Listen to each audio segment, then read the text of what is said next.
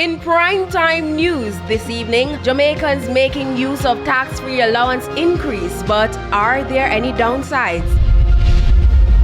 Petrojam leadership targeting May for resumption of operations impacted by fire. And police feel they have cracked the OG holiday traffic code.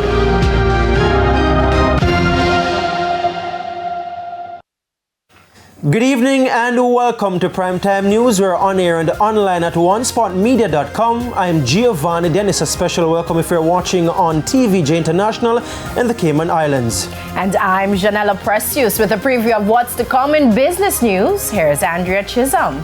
Janella, this evening we're talking about women in business, specifically entrepreneurs, and I'll have that and more in the Business Day.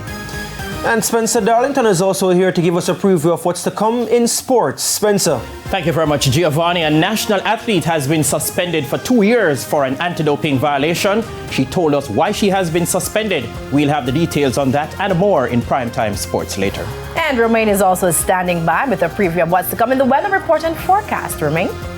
Thanks, Janella. Now we have showers in the forecast for Wednesday and Thursday of this week, but we're still expecting dry conditions elsewhere.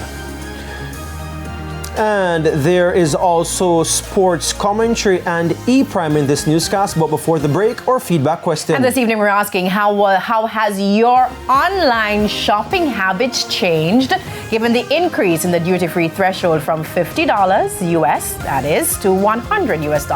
Share comments online, facebook.com/televisionjamaica and on X at TVJ News Center. Please stay with us. Primetime News returns after this break.